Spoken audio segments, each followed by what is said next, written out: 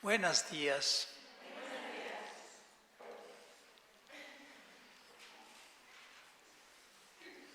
Hemos aprendido que hay dos bendiciones. Hay una bendición descendiente y una ascendiente. Practicamos muy a menudo la bendición ascendiente. Bendecimos al Señor, bendecimos al Señor. Empezamos leyendo otro texto sobre el Espíritu Santo. Esta vez es un texto de Pablo VI.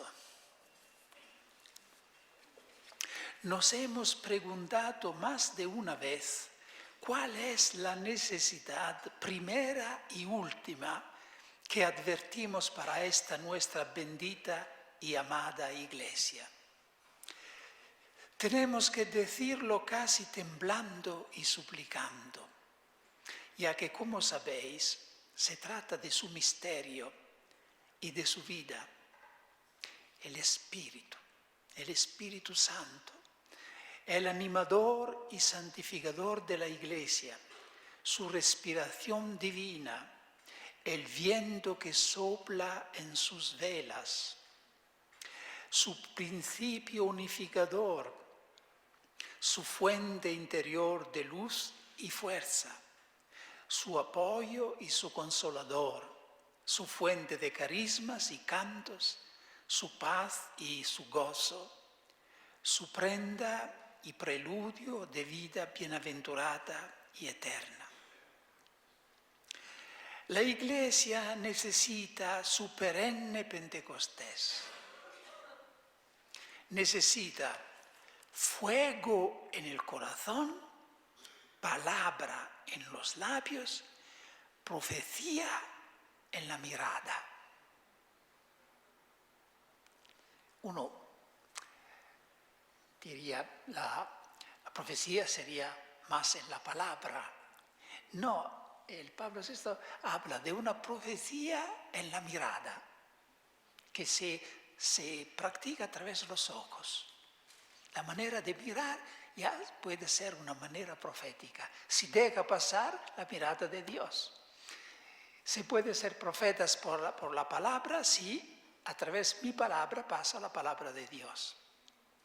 Y uno es profeta, y vosotros podéis ser todos profetas, si a través de vos ojos pasa la mirada de Dios. Todos profetas, todos profetas. La Iglesia necesita recuperar el anhelo, el gusto y la certeza de su verdad. La Iglesia necesita además sentir que fluye otra vez por todas sus facultades humanas la ola de amor, de ese amor al que se llaman caridad, y que precisamente es derramado en nuestros corazones por el Espíritu Santo que se nos ha dado.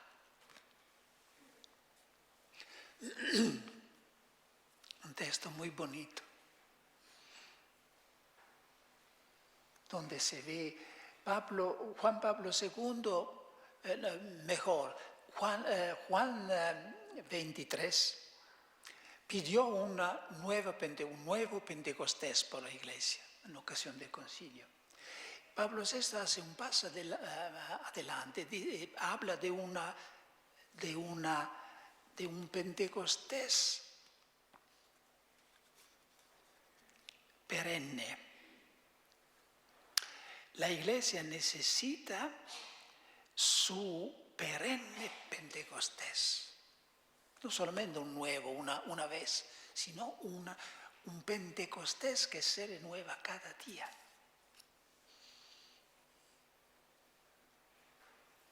Hoy dejamos de lado el comentario al Veni Creator, seguiremos en la tarde, porque esta mañana nos espera un largo camino. ¿Tenéis los zapatos suficientes buenos para hacer? Tenemos que hacer un camino muy largo. La primera vez que fue recorrido este camino empleó 40 años. Nosotros lo haremos tal vez en 40 minutos. Se trata del éxodo, el éxodo de Egipto hacia la tierra prometida.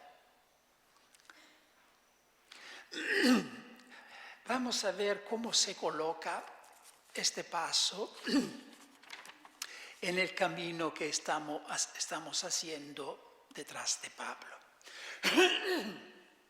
Porque como decía, la carta a los romanos no es una serie de verdades, de virtudes, una tras otra. Designa un camino espiritual que nos lleva desde el pecado hacia la vida nueva, los frutos del Espíritu. Después de habernos puesto bajo la certeza de ser amados por Dios, San Pablo nos ha revelado nuestro estado, nuestro punto de partida. Y después nos ha revelado cómo se sale de este estado y uno entra en el estado de la salvación, de la redención, de la gracia, de la amistad de Dios. Y esto se acontece gratuitamente mediante la fe en Jesucristo.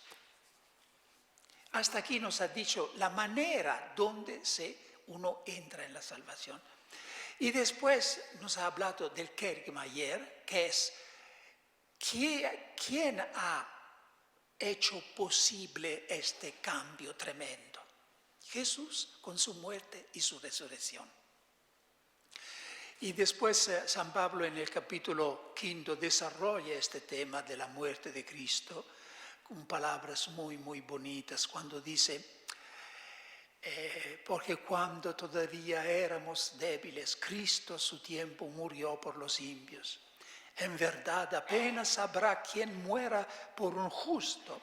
Sin embargo, pudiera ser que muriera alguno por uno bueno. Pero Dios probó su amor hacia nosotros, en que siendo pecadores, murió Cristo por nosotros.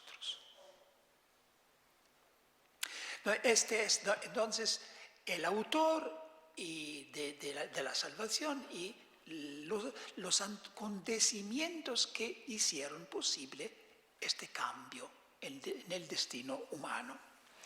Ahora, en la parte central de la carta, San Pablo nos habla, pido perdón, pero a la mañana mi garganta hace un poco de caprichos. A veces cuando hablo frente al Papa tengo que pedirle perdón. Santidad, perdóneme, mi voz es en la mañana. En la parte central de la carta, San Pablo nos habla del contenido de la salvación. Claro, la necesidad de la salvación, porque el pecado, la manera donde se entra, el autor de la salvación, Cristo con su muerte y resurrección. Ahora el contenido, en qué consiste esta salvación que hemos adquirido. Y San Pablo distingue dos elementos en esta salvación. Un elemento negativo que consiste en el quitar el pecado, liberarnos del pecado. Esto consiste en quitar algo. Y en un elemento positivo que consiste en recibir algo que es el Espíritu Santo o la vida nueva o la vida en Cristo. Son diferentes maneras de describir el contenido positivo. Pero esta es una ley constante en la Biblia. Cuando se habla de la salvación o de la nueva y eterna alianza, siempre hay estos dos elementos. Por ejemplo, en Ezequiel, cuando Ezequiel, en el capítulo 36, anuncia la alianza nueva, primero dice, os limpiaré de vuestros ídolos. Arrancaré el corazón de piedra. Esto se trata de quitar, ¿no? Los ídolos, el corazón de piedra. Y después el elemento positivo, os daré un corazón nuevo, pondré mi espíritu en vosotros, el elemento positivo. E quando Juan Bautista anunció la salvación de Cristo al mundo, igualmente dijo primero, he aquí el Cordero de Dios que quita el pecado del mundo. Y nosotros nos paramos aquí, mientras que Juan Bautista añadió inmediatamente, he aquí el que bautiza en el Espíritu Santo. No solamente quita el pecado, sino que da el Espíritu Santo. El día de Pentecostés, cuando la gente pidió a Pedro, ¿qué tenemos que hacer? Pedro contestó, arrepentíos, bautizaos por la remisión de vuestros pecados. Después recibiréis el don del Espíritu Santo. Y San Pablo, en la Carta a los Romanos, precisamente ensancha esta enseñanza, dedicando el capítulo 6 a la liberación del pecado. Y después hay una especie de apéndice se dice en español, que es el capítulo 7, donde habla de la liberación de la ley en lo que la ley tenía de conexión con el pecado, ¿no? El capítulo 6 se habla de esta liberación del pecado. Y veremos después que en el capítulo 8 nos habla de una manera solenne, gozosa, del don positivo del Espíritu Santo. El capítulo 8 es el texto más completo y más inspirado sobre el Espíritu Santo en el Nuevo Testamento. Entonces esta mañana tenemos que tratar la parte negativa, quitar. Se trata de quitar, despojarse. Decía San Agustín, tú tienes que llenar de bien. Libérate pues del mal. Supón que Dios quiera llenarte de miel. Supone que tú eres un vaso y este vaso tiene que llenarse de miel. Si estás lleno de vinagre, ¿dónde vas a meter la miel? Hay que tirar el contenido del recipiente. Es más, hay que limpiarlo enérgicamente y frotarlo bien para que esté dispuesto a recibir la nueva realidad. No se puede poner la miel sobre la vinagre. Entonces, la primera operación es limpiar de la vinagre. Vinagre aquí indica algo negativo. Decía que se trata de hacer el éxodo del Egipto del pecado hacia la tierra prometida de la libertad, de la gracia de Dios. Y como los judíos hicieron su éxodo dividido en muchas estaciones, hay estaciones en el éxodo, ¿no? Si plantaban las tiendas y después, un poco de tiempo, repartían. También nosotros haremos 4 o 5 etapas. Y después de cada etapa, si conocéis, podemos cantar una estrofa de un canto que os parece adaptado. Un canto de liberación, de confianza en Dios, lo que el Señor les sugiere. ¿Listos? ¿Listos? Zapatos convenientes. Y estoy leyendo estos días todas las instrucciones para hacer el Camino de Santiago, porque después de esta semana vendrá un equipo de la televisión italiana, de la RAI, y haremos el Camino de Santiago y daré la posibilidad en Italia de hacer un camino virtual de Santiago. Camino virtual. Y leyendo veo que se dan instrucciones solo por los zapatos convenientes para el camino, lo que lo hacen andando. Y Parece que los zapatos son muy importantes para el camino. Y aquí se trata, por supuesto, de zapatos particulares, pasos del espíritu. Primera etapa, reconocer el pecado. La primera etapa consiste en reconocer el pecado. Abrir los ojos sobre esta realidad, no cerrar los ojos. Esto es algo que en el mundo de hoy falta completamente. El mundo ha perdido el senso del pecado. Se juega con el pecado, se bromea, tiene miedo de tantas cosas, hace algunos años de la guerra atómica, ahora del terrorismo, de los males incurables, de la polución atmosférica, pero no tiene ningún miedo del pecado, que es la guerra declarada a Dios, que decide de nuestro destino eterno. Es trágico, trágico. Se ve toda la publicidad, se dice publicidad en castellano, está condimentada con ideas de pecado, con alusiones al pecado, a los vicios capitales. Por ejemplo, ¿sabéis qué significa el pecado original en la publicidad? Es el pecado que da un toque de originalidad a quien lo comete. Esto sería, según el mundo, el pecado original. Te hace original. En Italia y también en castellano tenemos una manera de matizar las palabras dándole un aspecto más atrayente, ¿no?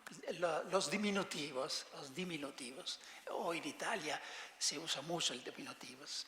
Y se ha empleado los diminutivos en una manera increíble para hacer que el pecado no haga miedo. Por ejemplo, si en italiano uno dice pecado, todavía es una palabra bastante dura. Pero si uno dice peccatuccio, ya no es tan mejor. Los si uno dice vicio es todavía una palabra, vicio, ¿no? Pero si uno dice vizietti, ya no es. Passione también, passione es todavía algo muy, muy violento, pero passioncelle ya esta es la manera, se equivoca con el pecado. Bien, pero nosotros no estamos aquí para hacer un análisis. En otro contexto se tiene que también dejar la máscara del mundo que ha olvidado el senso del pecado. Pero en un retiro lo importante es descubrir dónde se esconde el pecado en mi vida. Reconocer el pecado que hay en mi vida. Y por hacer esto, que como veis, corresponde a lo que se llama el examen de conciencia. Lo que haremos en estas 4 etapas son precisamente los que se llaman los actos del penitente. Nosotros le recurriremos de una manera un poco nueva, pero son los mismos actos. Una manera para reconocer y descubrir el pecado en nuestra vida es de ponernos delante de un espejo. Yo supongo que la mañana todos nos miramos al menos un momentito frente al espejo para ver, incluso las monjas se imaginan, ¿no? Para ver si hay algo que no está en orden nosotros. Bien, existe un espejo especial que es la palabra de Dios. Y quien se pone frente a este espejo ve lo que está en desorden en su vida, no en su cara, en el interior, en el alma. Y nosotros abrimos la Biblia al capítulo quinto de Mateo, las bienaventuranzas. Y leyendo cada bienaventuranza nos pondremos algunas preguntas.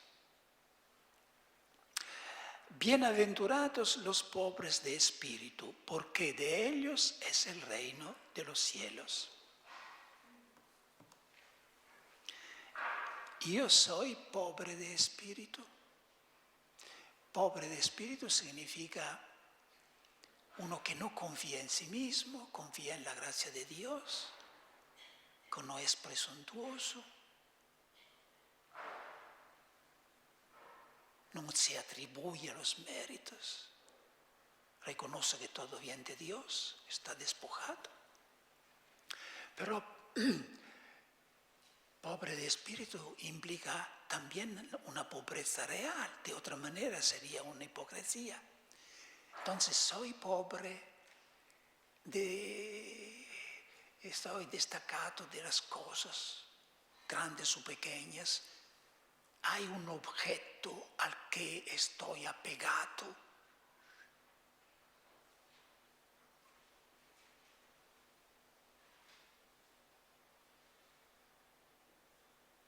Tengo una compasión para los pobres verdaderos que no tienen nada. No tienen nada que dar a comer a sus hijos, por ejemplo.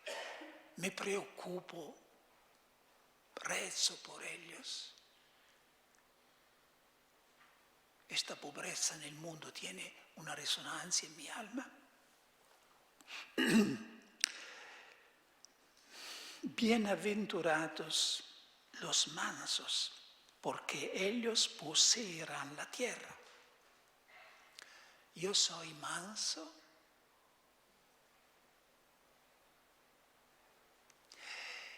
Puede estar una violencia, no solamente en las manos. En general las mujeres no son violentas, no, de esta manera no son violentas, no disparan, no.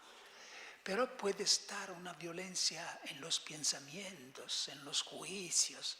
Se puede matar la gente, incluso silenciosamente en su corazón, con una condena, un juicio, a veces una mirada. Se puede matar una persona con una mirada llena de hostilidad, de desprecio. Y esto sería el contrario de esta bienaventuranza. Bienaventurados los que lloran, porque ellos serán consolados.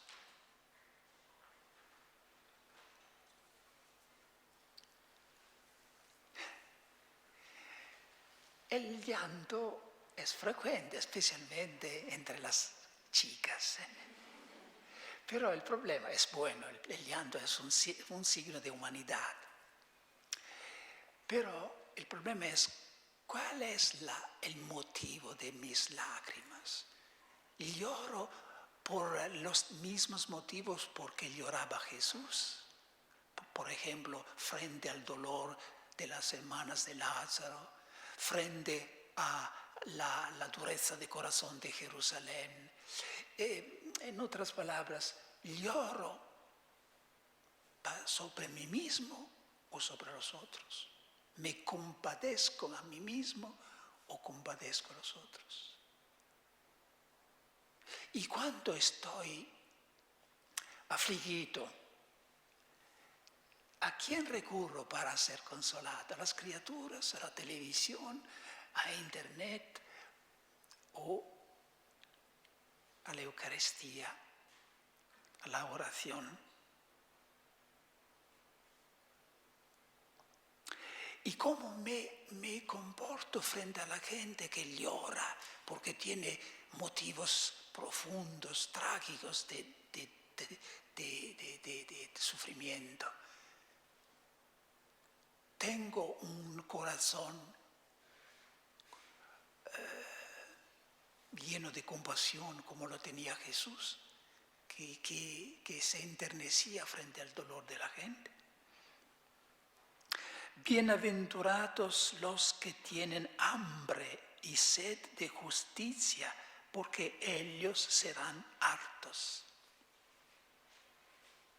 Yo tengo sed y hambre de justicia.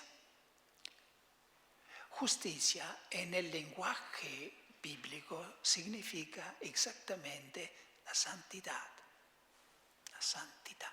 Entonces, la pregunta sería, yo anhelo la santidad, me esfuerzo, he puesto la santidad como meta de mi vida o me he resignado a la tibieza, a la mediocridad. Me contento de una medida pequeña.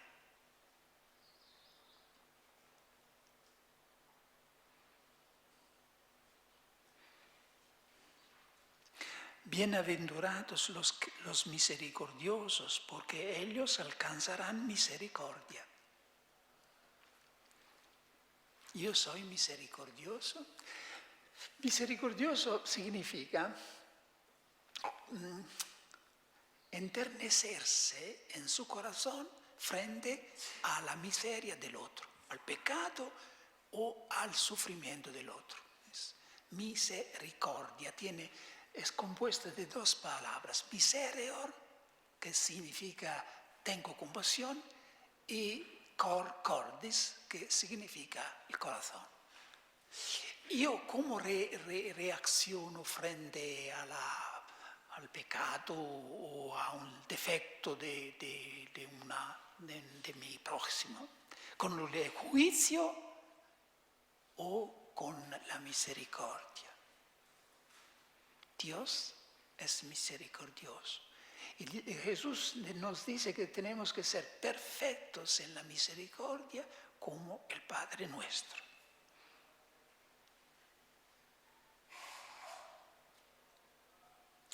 Bienaventurados los limpios de corazón, porque ellos verán a Dios.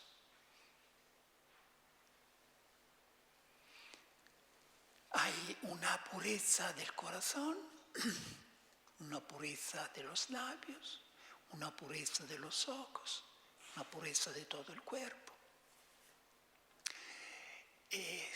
Nos preguntamos, yo soy limpio, puro en mi corazón, no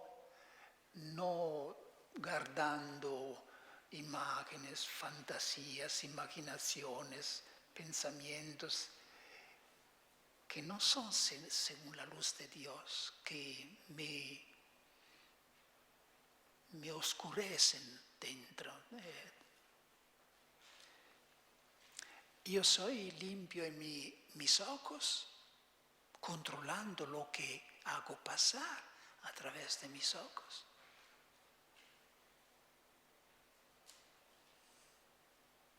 Una vez hablaba de la necesidad de controlar la vista, lo que especialmente en el mundo de hoy, que ha hecho de la imagen el vehículo de su ideología antievangélica. Y alguien me dijo, pero padre, ¿no es Dios que ha creado el ojo para ver todo que hay en el mundo? Y como era un hombre, decía, añadía, incluso las bellas muchachas. Y el Señor me dio la respuesta en este momento y le digo, sí hermano, pero el mismo Dios que creó el ojo para ver todo, creó también el párpado para cubrir el ojo.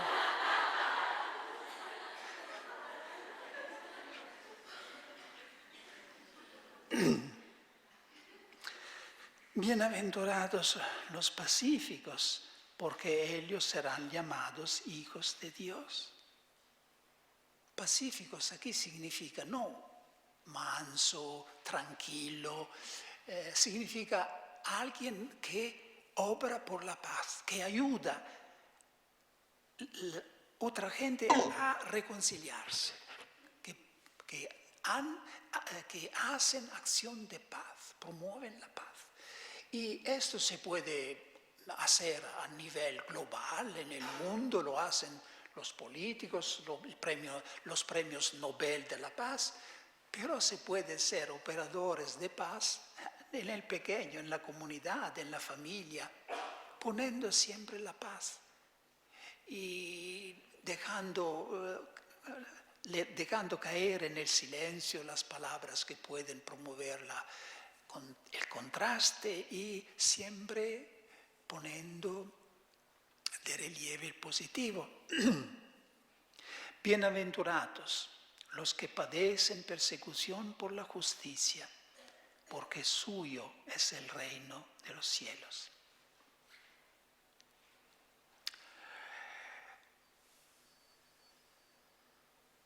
Nosotros tal vez no padecemos persecución en el sentido más literal. Hay hermanos y hermanas cristianas en el mundo que padecen persecución. ¿Y qué persecución?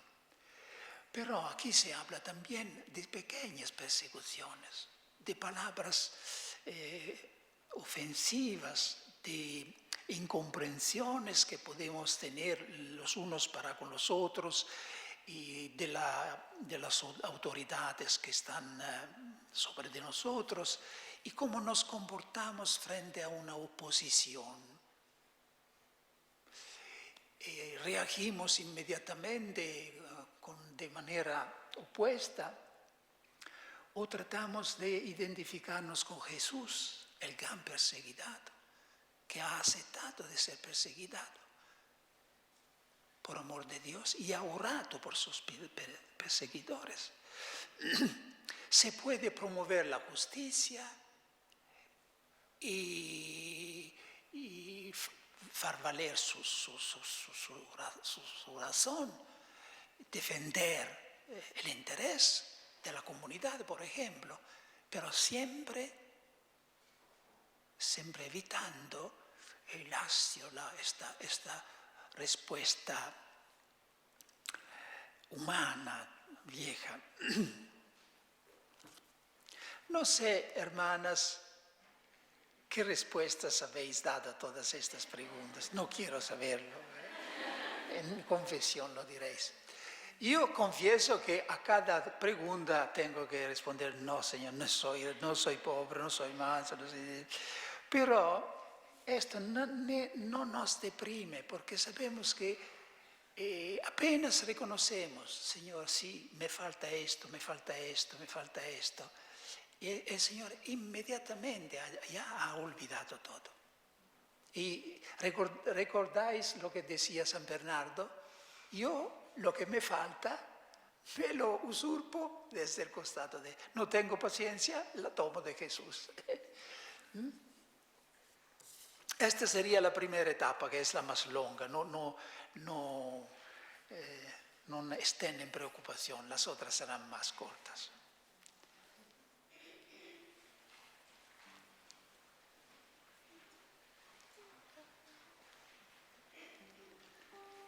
Arranca de mi pecho el corazón de piedra, arranca de mi pecho el corazón de piedra y pone en su lugar un corazón de carne que te sepa alabar, que sepa adorarte.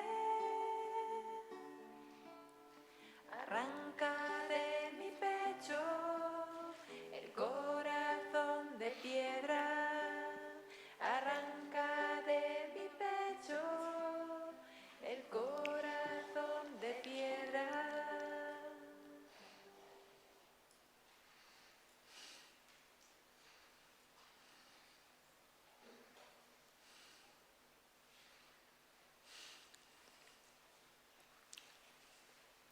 Segunda etapa consiste en el arrepentirse del pecado, el arrepentimiento.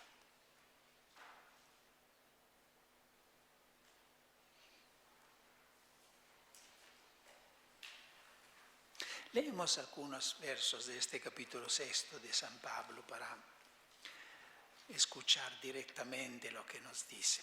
¿Qué diremos, pues? ¿Permaneceremos en el pecado para que abunde la gracia? De ningún modo. Los que hemos muerto al pecado, ¿cómo vivir todavía en él? ¿O ignoráis que cuando hemos sido bautizados en Cristo Jesús, fuimos bautizados para participar en su muerte? Con él hemos sido sepultados por el bautismo para participar en su muerte, para que como él resucitó de entre los muertos por la gloria del Padre, así también nosotros vivamos una vida nueva. Pues sabemos que nuestro hombre viejo ha sido crucificado para que fuera destruido el cuerpo del pecado y ya no sirvamos al pecado.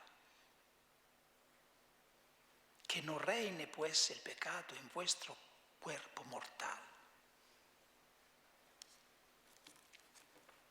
¿Qué es arrepentirse del pecado? El arrepentimiento.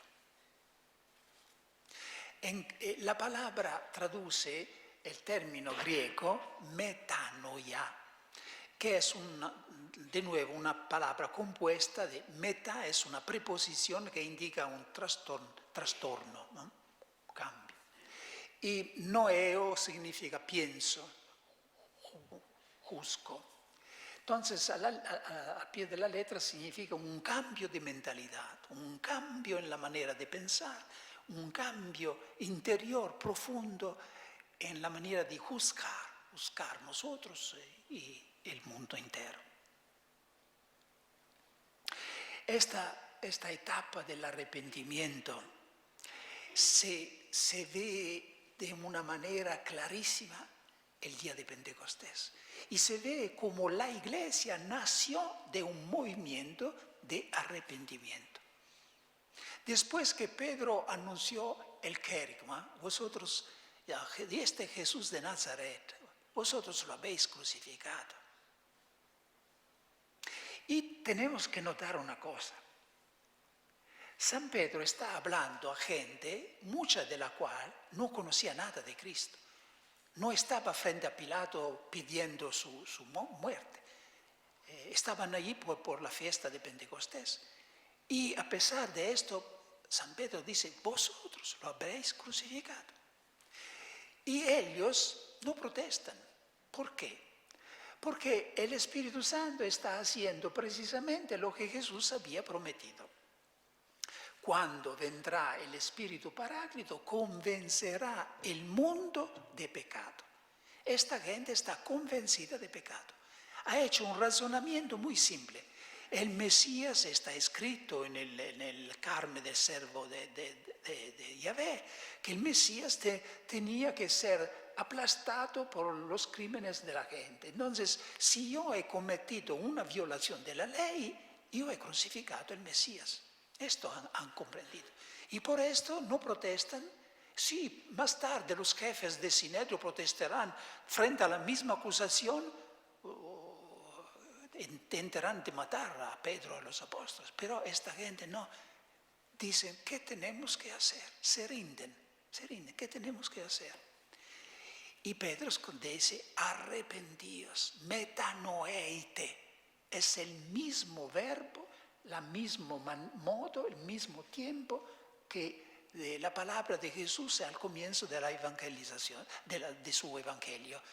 Arrepentíos, metanoeite, y creed al evangelio, la misma palabra.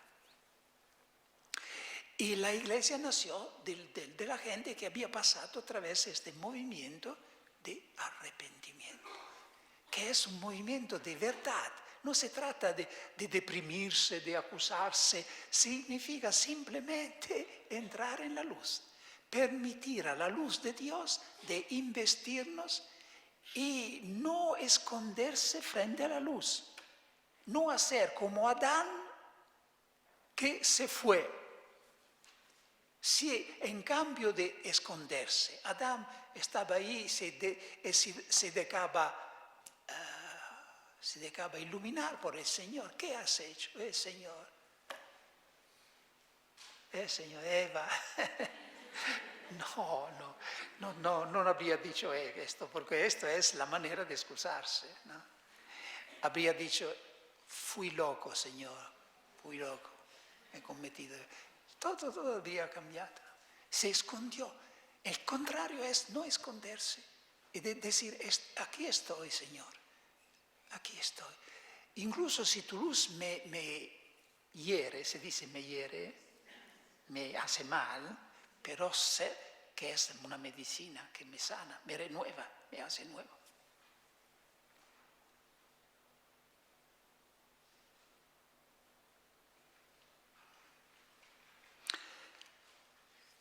Pero ¿en qué consiste esta metanoia, este cambio profundo tan importante frente a Dios? No consiste en el hecho que yo dejo de lado mi manera de pensar vieja y me esfuerzo de formarme una mentalidad, una manera de ver nueva, un poco más espiritual, pero siempre un mio juicio, mi manera de pensar. No es solo esto. La verdadera metanoia significa dejar de lado mi mentalidad, mi manera de pensar y esposar, se dice esposar. Cuando uno se une, se esposa. Esposar la manera de pensar de Dios, aceptar la manera de pensar de Dios. Echarse en el juicio de Dios. Como imaginad uno que se echa en un precipicio, sabe solamente que en este precipicio hay las manos de Dios. Es el precipicio del juicio de Dios.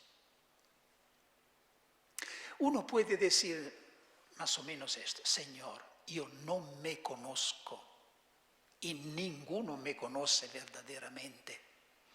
Ninguno, ni siquiera mi padre, mi madre, mi director espiritual, ninguno sabe, ni siquiera yo conozco la verdad sobre mí mismo.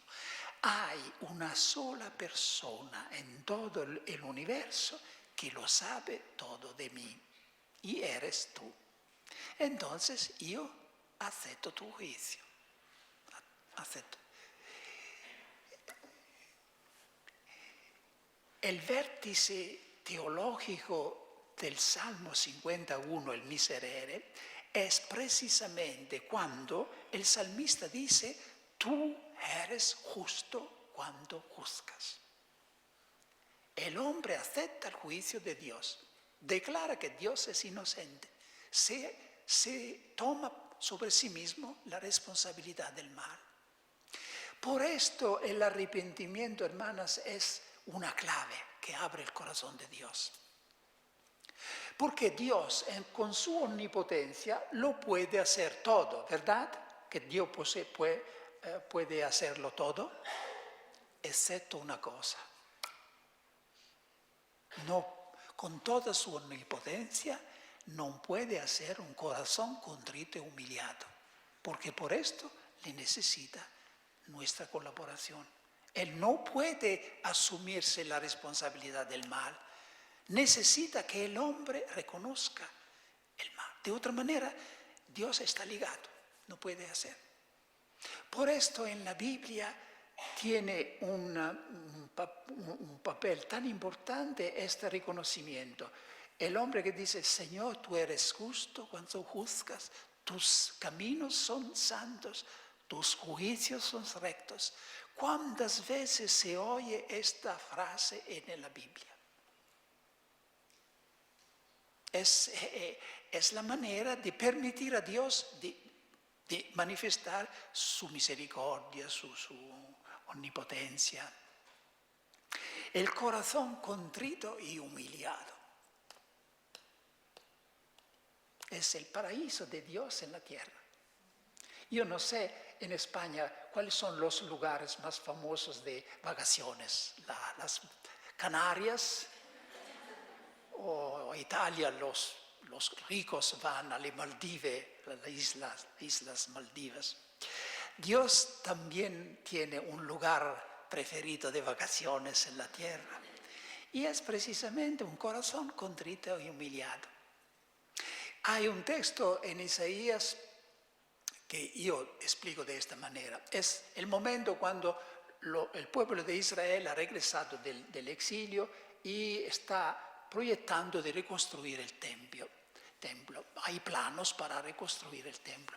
Y el profeta nos hace asistir a una especie de soliloquio de Dios. Dios habla con sí mismo y dice: ¿qué clase de templo podrían construirme esta gente?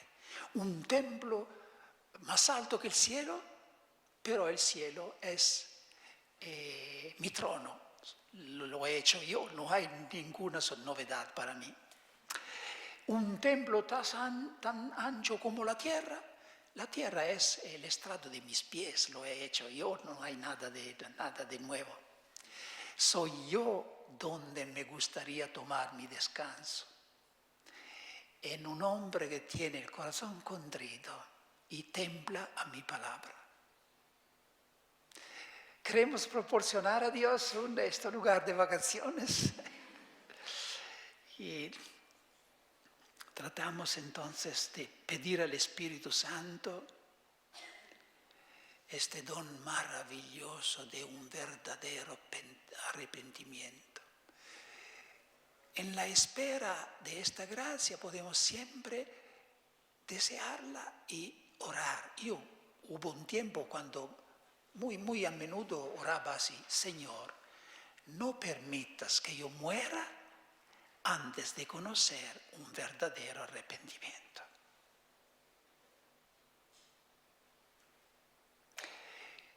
Y la palabra de Pedro el día de Pentecostés nos indica, hermanas, que esta es la puerta para el nuevo Pentecostés, para experimentar Pentecostés. Arrepentíos, después recibiréis el don del Espíritu Santo.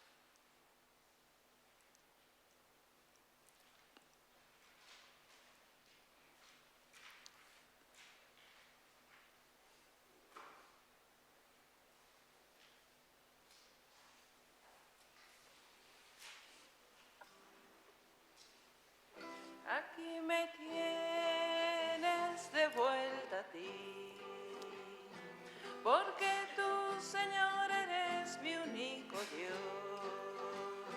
Son mentiras los caminos, las colinas que me alejaron de ti.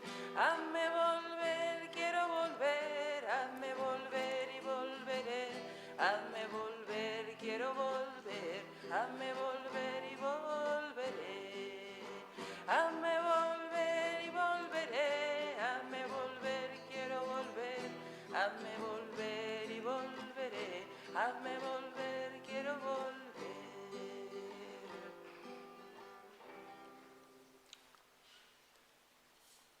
¿Cansadas? Sí.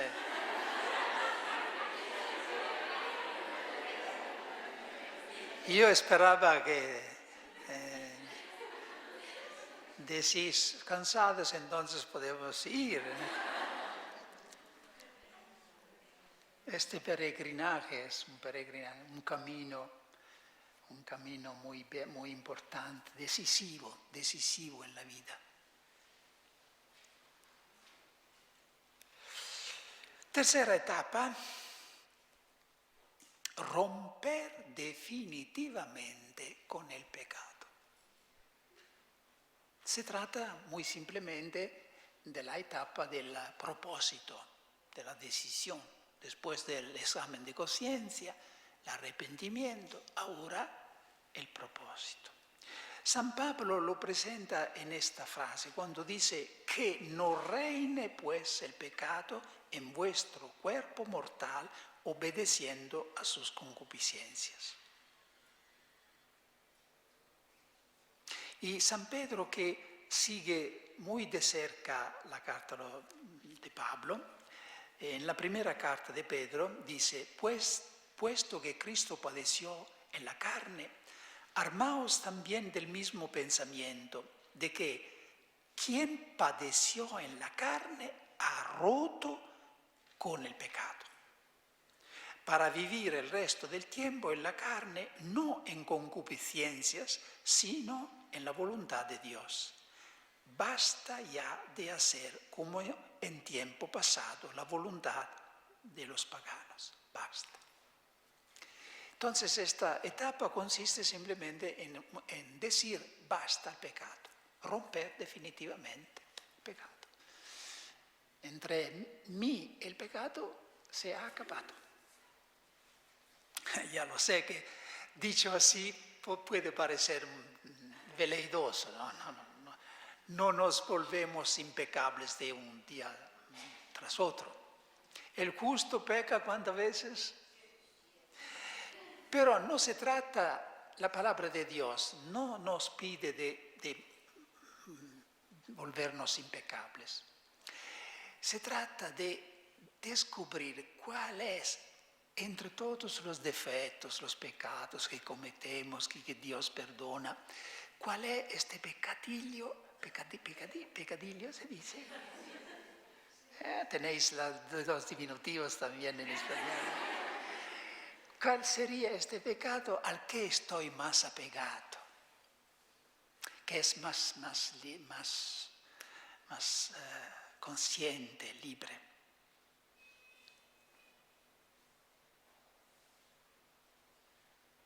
Porque en medio de todos los pecados que cometemos hay un pecado diferente. A veces en la naturaleza, también aquí en España hay muchos olivos, ¿no? A veces se ven árboles de olivo se dice, sí, viejos, un amasijo de madera nudoso, parece que están muertos de siglos, ¿no?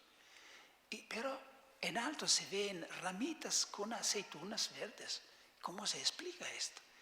Es que en el medio de todo este amasijo de madera hay una veta, se dice una veta, de madera viva que se hunde en el terreno y permite al árbol de vivir, de producir aceitunas.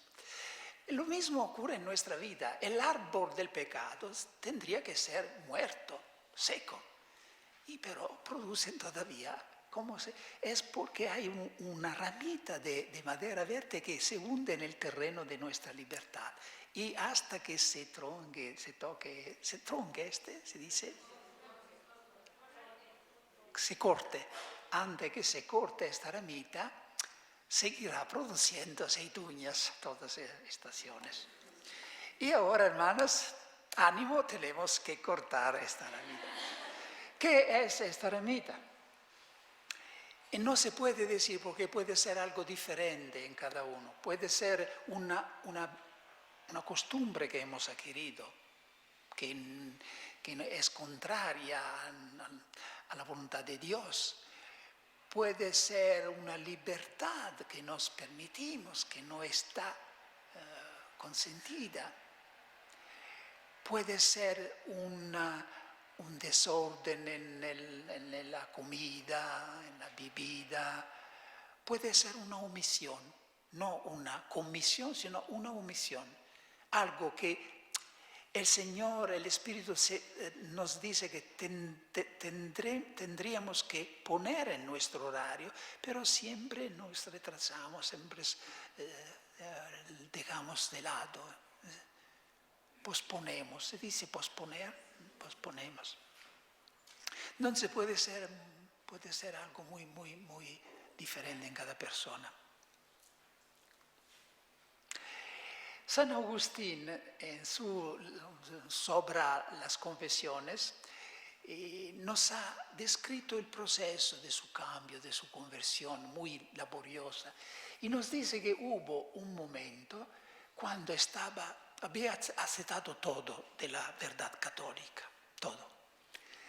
Había solo un punto que no conseguía de aceptar, la pureza. Estaba unido a una mujer sin ser casado y le parecía que vivir sin esta satisfacción de la carne era imposible.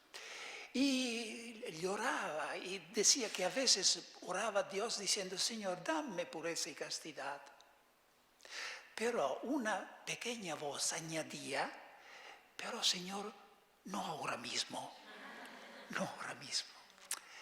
Es esto, es posponer hasta el día que estaba en un jardín en Milán y estaba en esta lucha, cuando oyó una voz de una niña o de un niño que repetía tolle, legge. Y como San Agustín le parecía no conocer ninguna canción con este refrán, pensó que era una invitación divina, porque tolle, legge significa toma y lee, toma y lee. Y como él tenía las cartas, el libro de las cartas de Pablo, abrió el libro decidido a tomar como una palabra de Dios el primer pasaje sobre el cual caería.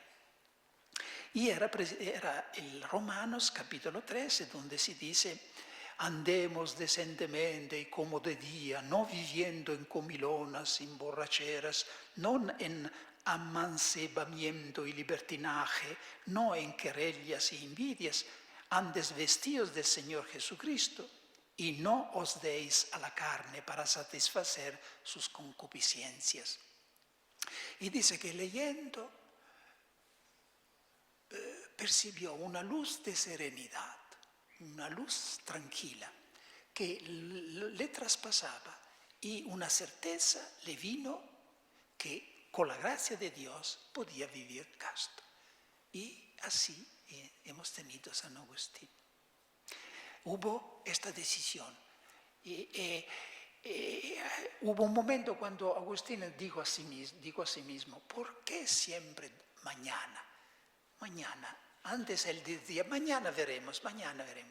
Y como mañana en latín se dice cras, ¿no? A veces algunas han estudiado latín, cras.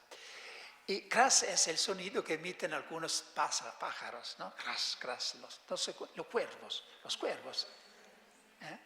Y San Agustín dijo, ¿hasta cuándo será este cuervo que dice siempre cras? ¿Por qué no hoy? ¿Por qué no ahora? Y el momento que tuvo el coraje de decir, ¿por qué no ahora mismo? Porque el pecado nos tiene apagados hasta el momento cuando cortamos diciendo, acabado, finito.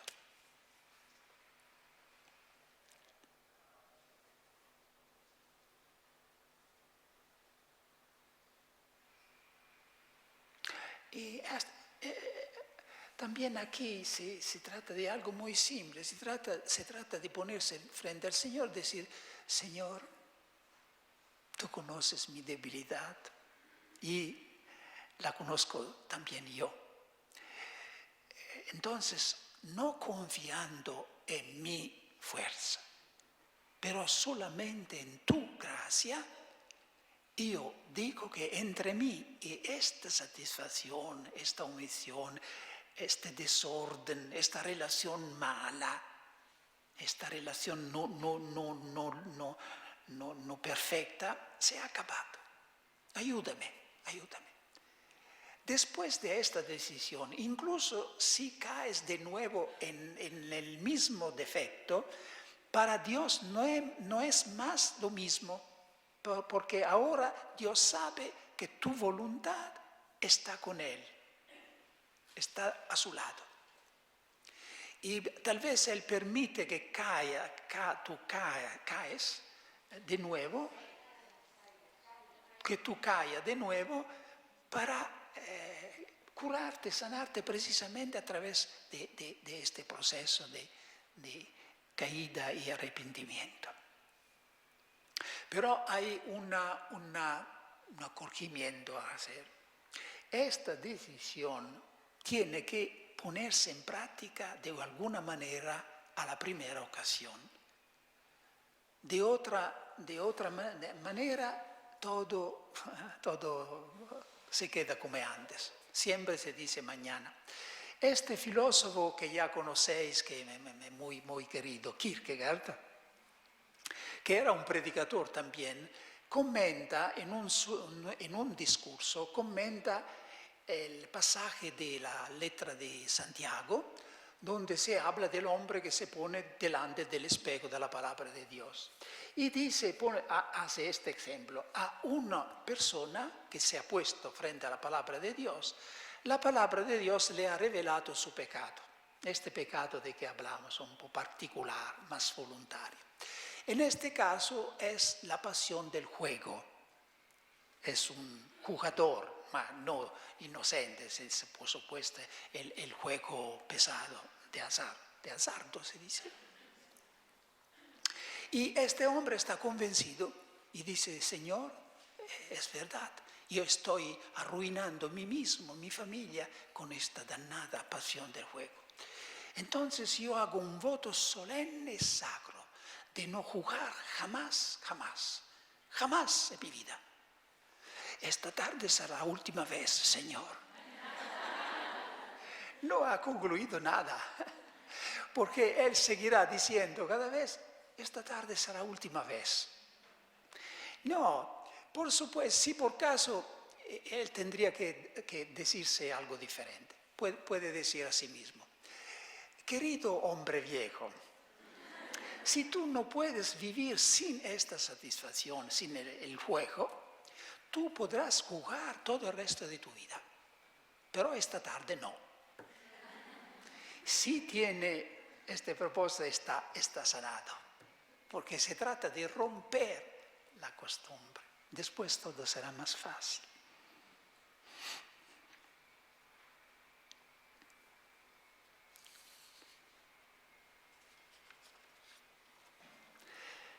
Última etapa.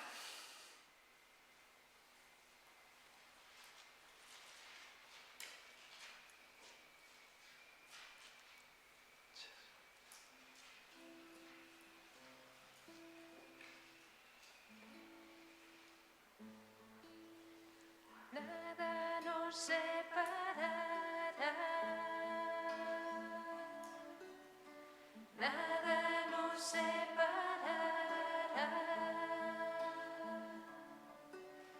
nada nos separará del amor de Dios. Nada nos separará, nada nos separará, nada nos separará del amor de Dios. Nada nos separará, nada nos separará, nada nos separará, nada nos separará, nada nos separará del amor de Dios.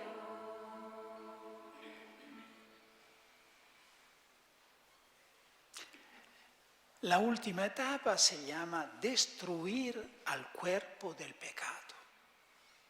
Pablo nos dice en este capítulo 6 que en la cruz Cristo destruyó de derecho todo el cuerpo del pecado del mundo. Y con su gracia tenemos también nosotros que destruir nuestro cuerpo de pecado. ¿Qué es el cuerpo de pecado? El cuerpo de pecado es el pecado que hemos acumulado en nuestra vida. Es como una piedra que está invisiblemente planteada en el centro de nuestro ser, de nuestra alma, un asigno.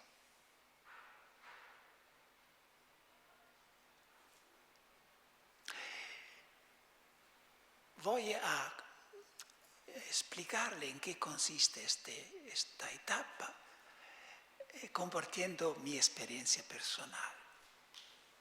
Un día, hace muchos años, yo estaba orando con el Salmo 139, que dice, oh Dios, oh Señor, tú me has examinado y me conoces.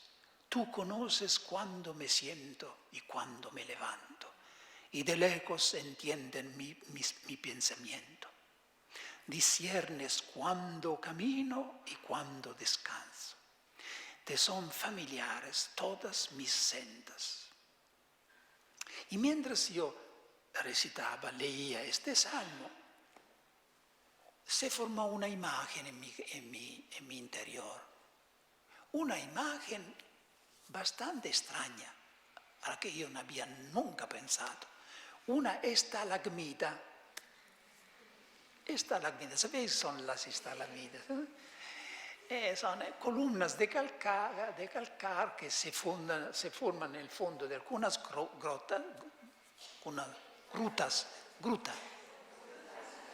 grutas, por efecto de la caída de gotas de agua calcárea, ¿no? E inmediatamente tuve la explicación. Por supuesto, Dios no quería darme una lección de geología, sino una lección espiritual. Entonces, la estalagmita es esa columna que se forma por efecto de la caída de gotas de agua calcárea. La mayoría, ¿no? Lo más gordo resbala como agua y se va, pero como en cada gota hay una pequeña parte de caliza, esta hace masa, y con el pasar de los siglos se forma esta columna. La que está debajo es la estalagmita, la que pende del techo, la estalactita. E inmediatamente, en un instante, tuve la explicación. Mis pecados, desde el primero que había cometido hasta el último, habían sido gotas de agua calcárea que habían caído en el fondo de mi corazón. Y la más parte se iba con las confesiones, las Eucaristías, los medios normales de gracia. Pero como el arrepentimiento no había sido siempre perfecto, permanecía un porcentaje se dice, un porcentaje de caliza que había hecho masa, hasta que se había formado esta columna en mí mismo. Y inmediatamente entendí qué quiere decir la Escritura cuando habla del corazón de piedra. El corazón de piedra es el corazón que nos hemos formado nosotros mismos a través de la resistencia, la gracia, pecados no completamente arrepentidos y por final uno se encuentra inmediatamente el deseo de liberarme de esta columna y pero la percepción que no podía con mi voluntad romper esta columna porque ella estaba precisamente en mi voluntad. Y me di cuenta que nosotros podemos cometer el pecado, pero no podemos remediar, no podemos perdonar al pecado. No podemos, Dios solo puede perdonar. El deudor no puede borrar la deuda, solamente el acreedor puede hacerlo, ¿no? Y allí nació en mí un nuevo amor hacia el sacramento de la reconciliación, porque entendí que es el único medio donde se puede destruir esta columna, el corazón de piedra. La sangre de Cristo es el único. Aquí se acaba lo que en teología se llama ex opere operandis, es decir, la parte del hombre, lo que el hombre puede hacer, y empieza lo que se llama ex opere operato, es decir, lo que solo Dios puede hacer. Esta última etapa consiste en recibir la acción de Dios a través del sacramento. No solamente la confesión que es necesaria para remediar rupturas graves, sino la Eucaristía. En la Eucaristía cada vez nosotros nos aproximamos del cuerpo y la sangre de Cristo y recibimos esta liberación, el pecado se destruye. A propósito de esto, me gustaría darles la comunión bajo las dos especies. En un retiro se puede hacer. Entonces hoy nos organizamos, habrá 2 pícides y 2 cálices, y cada uno, yo y hermana Verónica, tingeremos la hostia en el vino y se las daremos, porque tendré la ocasión de decir la sangre de Cristo es muy importante, precisamente porque es el símbolo más claro de la muerte de Cristo. De Jesús, esto es el cáliz de mi sangre que será derramado por vosotros por la remisión de los pecados. Es la sangre que más claramente nos habla del poder liberador, expiador de la Eucaristía.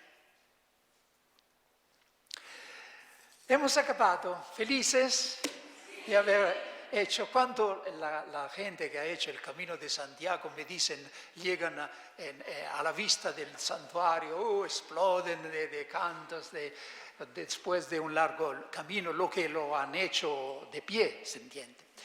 Y también los judíos, el pueblo de Israel, cuando atravesó el Mar Rojo, empezaron a cantar. Quiero cantar al Signore perché ha mirabilmente trionfato, ha gettato in mare cavallo e cavaliere.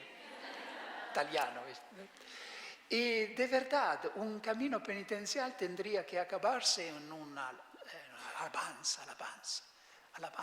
Nos ha liberato, es un camino que lleva a la fiesta, el camino penitencial, y porque eso es la liberación.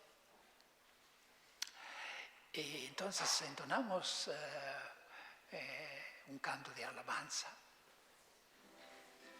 Y se puede levantarse, podéis levantarme.